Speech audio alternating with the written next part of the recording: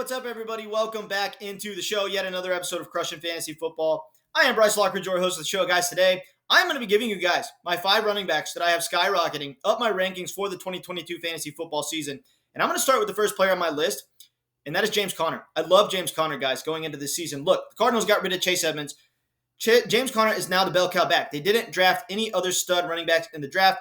James Conner is going to get the role of the 3-down back. He's going to get all the production as far as rushing out of the backfield. He's going to get all the passes out of the backfield. This dude is going to get all the work for the Cardinals running backs. And look, this is a running back who was third in the league in touchdowns for running backs last year. Only Jonathan Taylor and Austin Eckler had more touchdowns than James Conner last year. This guy has a freakishly high touchdown ceiling. And this is with last year, Kyler Murray missing time. And Chase Edmonds cutting into James Conner's opportunity share when Chase Edmonds was healthy. He still had 18 touchdowns on the season. If he gets to head the backfield, which is what's going to happen this year, his touchdown numbers can be through the roof.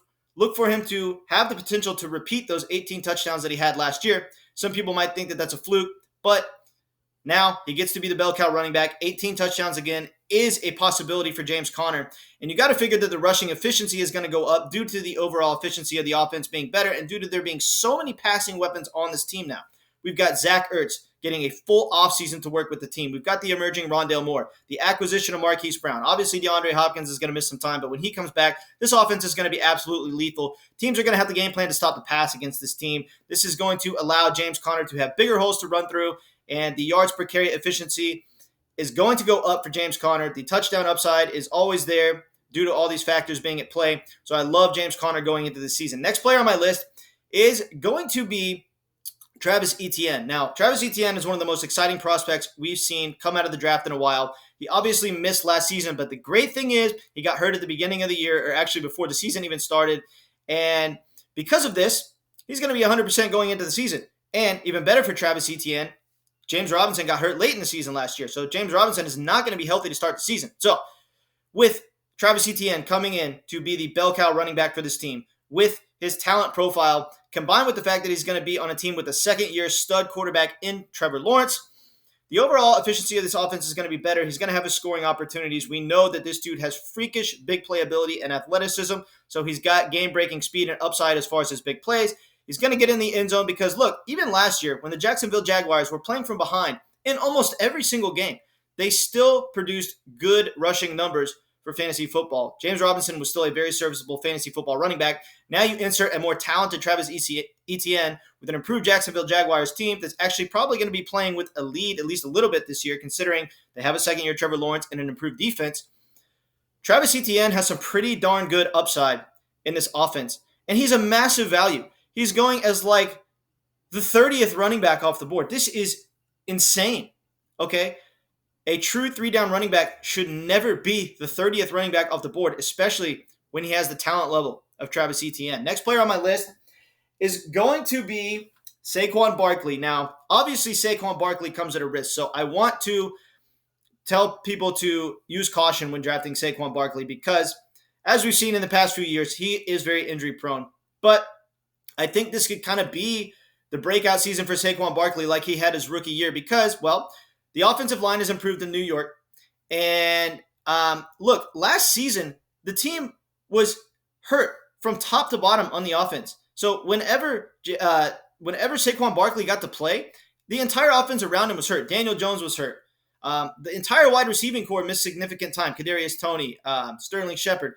There was a time where literally every elite offensive weapon for this team was on the bench. And so naturally, teams were stacking the box. The offense was very one-dimensional, and Saquon Barkley's rushing efficiency just wasn't good. But this is still a running back that, despite being cheated out of last season, has averaged 4.5 yards per carry on his career.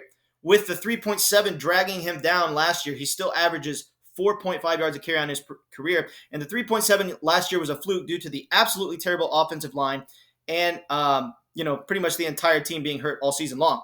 So imagine how good he can be this year if his team actually stays healthy. So Saquon is still one of the best running backs in the NFL. The ceiling is freakishly high. Understand that it's a risk, but he's climbing up in my rankings now that the Giants have improved the offensive line.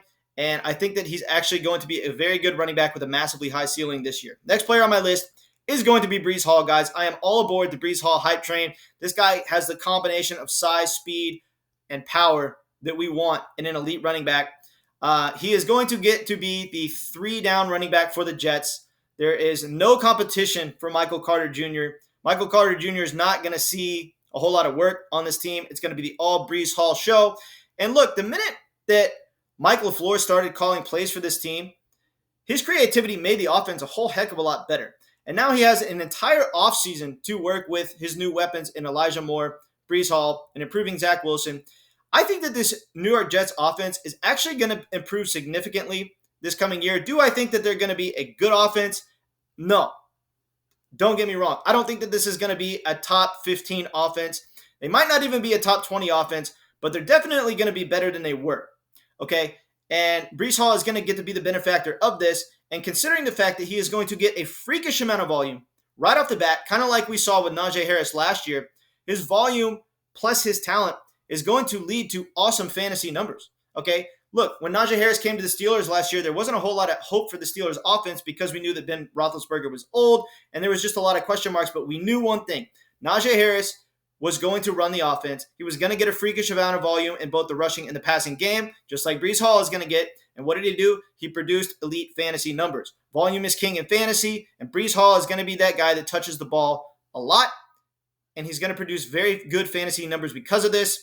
The touchdown upside might be a little bit capped due to being in an offense that still has a long way to go, but the volume is going to produce awesome fantasy numbers for Breece Hall, and he's extremely talented with awesome big play ability. We know that he could bust a 50-yard touchdown run on any given play. Next player on my list, final player I have here is Melvin Gordon. Now, guys, Melvin Gordon re-signed with the Broncos, and he's being drafted 70 spots later than Javonte Williams. I was hyped about Javonte Williams. I still am. I still think that Javonte Williams is going to be really good this year. But look, Melvin Gordon and Javonte Williams had very similar numbers last year. Their rushing efficiency was almost exactly the same. Their snap share was almost exactly the same. Their efficiency in the passing game, all their numbers, all across the board, were very, very similar. So for Javonte Williams to be drafted 70 spots ahead of Melvin Gordon is a little bit crazy to me. Do I think that the opportunity share is going to be a little bit more in favor of Javonte Williams this year? Yes, I do. I think that Javonte Williams is going to outcarry Melvin Gordon for sure, but not by a significant margin. Melvin Gordon is still going to receive a significant amount of work in this backfield. They wouldn't have re-signed him and paid him money, especially after giving a whole lot of money to Russell Wilson, if they didn't plan on using him heavily. He is still going to be used heavily in this offense. And while the ceiling is severely capped due to there being a lot of other offensive weapons, he's still going to be a running back that gets you production, and you can get him in the 10th round of the draft, whereas you have to spend third-round draft capital to get Javonte Williams. Now that this is a split backfield, Melvin Gordon is a better draft value than Javonte Williams, period. There's no debate about it. It's value city for Melvin Gordon, and so therefore he is skyrocketing in my rankings. All right, guys, I appreciate you tuning in to the video, and I will catch you later.